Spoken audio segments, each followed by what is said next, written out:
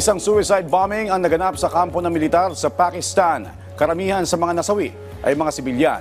Samantala, isang US Democratic lawmaker naman mula Texas ang napalabas sa Congressional Hall dahil sa pag-alma nito sa talumpati ni President Trump sa kanyang joint session. At isang medalist skater, viral dahil sa emosyonal nitong performance para sa kanyang mga magulang. Si Joy Salamatin para sa sentro ng balita.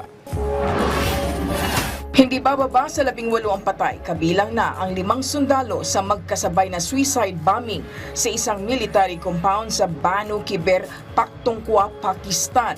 Ayon sa Inter-Services Public Relations, 2 sasakyang may pampasabog ang sumalpok sa perimeter wall ng kampo na siyang naging sanhi ng matinding pagsabog, pagguho ng ilang gusali, kabilang ang isang moske at residential compound. Napatay din ang 12 militanteng suspect, bilang ang 4 na suicide bombers sa palitan ng putok laban sa mga sundalo.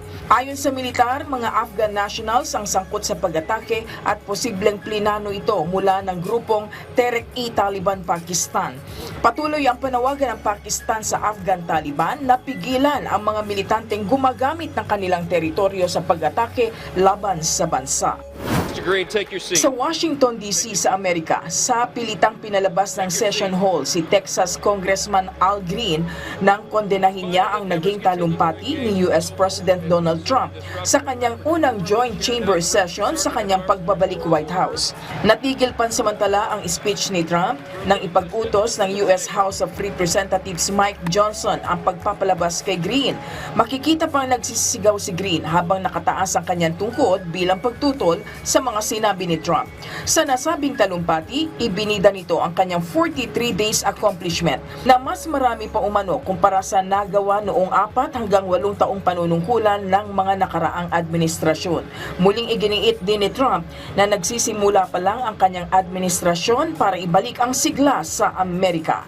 Over the past 6 weeks, I have signed nearly 100 executive orders and taken more than 400 executive actions, a record to restore common sense, safety, optimism, and wealth all across our wonderful land. The people elected me to do the job, and I'm doing it.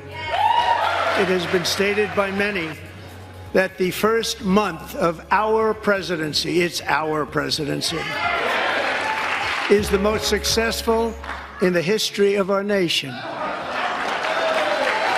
By many.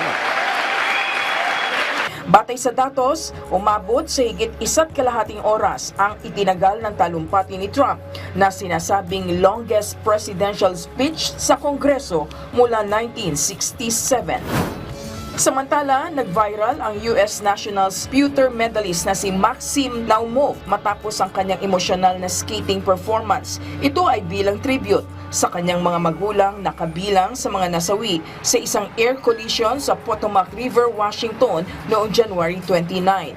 Ginamit ni Naumov ang paboritong kanta ng kanyang mga magulang na parehong figure skating champions at kabilang sa 28 miyembro ng US figure skating community na namatay sa insidente.